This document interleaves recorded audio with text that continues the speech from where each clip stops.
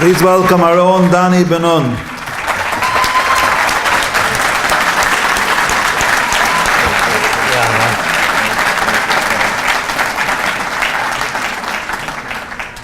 There's a lot of people here, huh? I would like to start by saying thank you to everybody here. It's a big thing that you're here. It's not just showing up to some event. The fact that you're here means that you care that much more about your kid than the empty seat next to you. It means that you were trying. You're trying your absolute hardest. I would also like to thank my father and my mother. They deserve it. They deserve it. Not only for putting months of work into this event, but also they put up with me for 21 years. Oh boy, I'm telling you.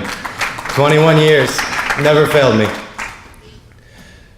I think my trouble started in about third grade. I didn't have that many friends. I started noticing that I wasn't getting along with kids. I was lying about things that really didn't matter. And kids didn't like me. Third grade, fourth grade, fifth grade, sixth grade. Seventh grade, I had a golden opportunity. We were moving to Baltimore. I was gonna get a new break, a new opportunity. No such luck. Seventh grade, didn't go so well, didn't have a lot of friends. Again, didn't work out. So I said, hey, I'll give it another chance. I'll go to Detroit and I'll give it another chance. I went to live by my grandparents, 8th, 9th grade. By the end of 9th grade, I had gotten kicked out of yeshiva. I was told, not in a very nice way to leave yeshiva, I was told that I was a liar. And I was such a good liar that in 2 years, I'll probably be in a state penitentiary if I'm not in yeshiva. Oh, and by the way, get out. Thank you. I called my father, and I remember I was petrified. I was like, he's gonna scream at me too. I just got kicked out of yeshiva, what's he gonna say? And I called him, and I was crying, and I was like to him, I was like, Dad, I'm sorry, I messed up. And to my surprise, he didn't get upset at me, he didn't get mad, he didn't scream. He said, it's okay, Donnie, we love you, it's okay, what happened, come home. And I might not have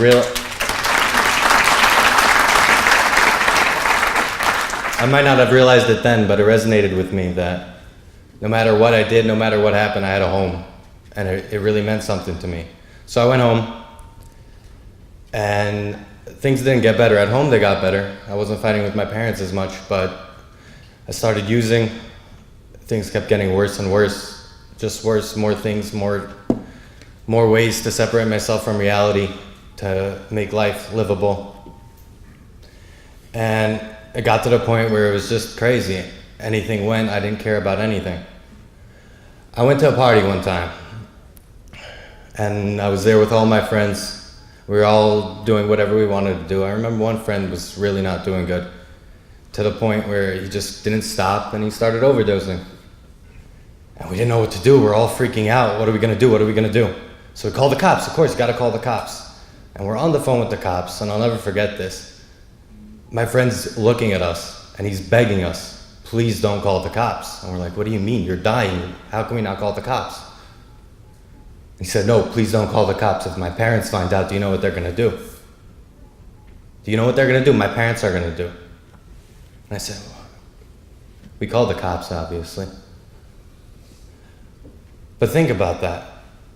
This kid, he was staring death in the face, and he was more afraid of his parents.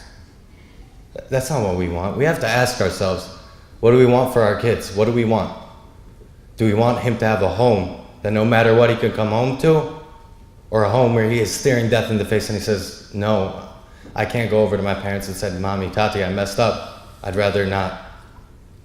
What do we want for our children? What do we want? So yes, sometimes your kid does deserve to get smacked, but he needs an I love you. Sometimes he deserves to get kicked out of home. I deserved it many times, but I needed a home. So that's what my parents gave me.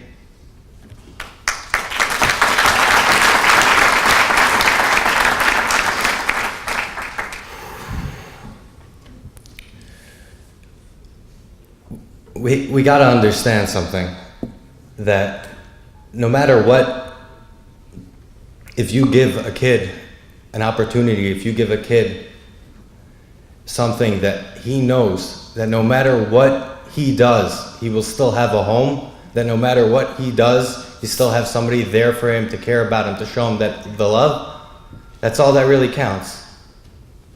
Okay, thanks. I'd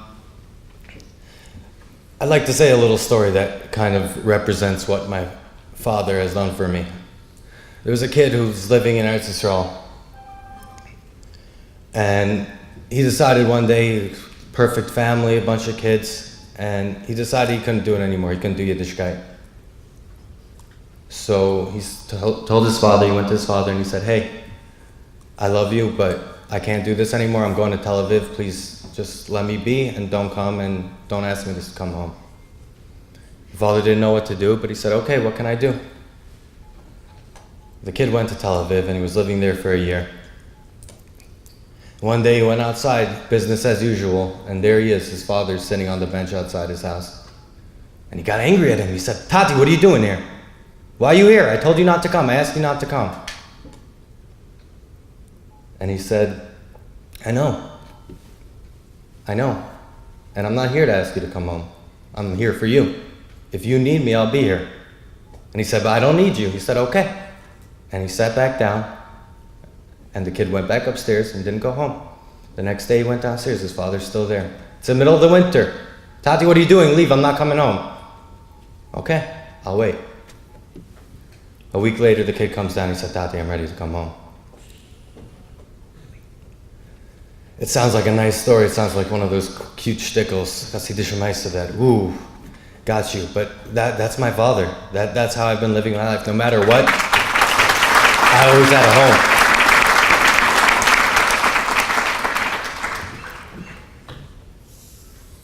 I'm telling every single one of you that is here today, you're trying for your kid, you're doing your very best, and you're listening to this little kid tell you how you should parent. I'm not telling you how to parent. I'm telling you, you're already on the right step. We're here, we're doing what we have to do. Thank you all so much for coming. And I think I'm supposed to present an award for my father, but I don't.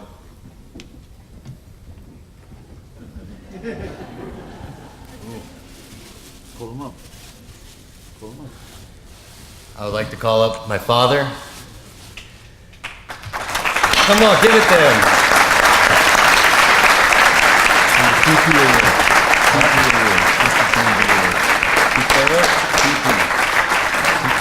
TP, the award TP.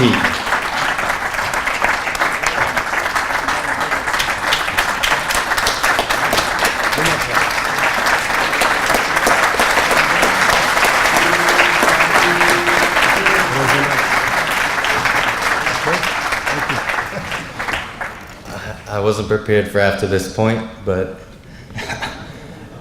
just really a giant big thank you to everybody here, but more so my father and my mother. I would not be here in this situation without them.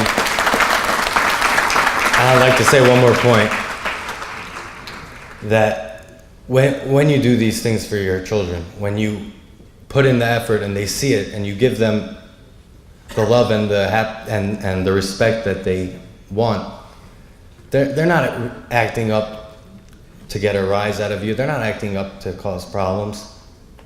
They want love, they want affection, they want attention. But more so, they remember when you give them that love instead of the slap. They remember when you give them that chance. Because I know that 3 years ago, I had a decision to make. All my friends were going to Israel, and I had set up my life very well. At that point, I thought I was happy as can be. There's nothing more I could want. And all my friends were going with Lev Shlomo to Israel for the summer, just for the summer, not for yeshiva, chas v'shalom, but for the summer. And I said, I don't know if I'm really going to go. I don't really know if I want to go. But I was thinking, I was like, over these last 4, 5, 6 years, my parents have done every little thing for me. How can I make them a little bit happy? How can I give back a little bit? So I said, hey, I'm going to go to Israel. I'm going to go to Eretz Yisrael. I'm going to go learn because maybe it'll make them happy. And you know what? 3 years down the road, I'm still there. I'm going back in 2 days. And I wouldn't be there without my father. Give them a chance and they'll give you it back. Thank you all so much.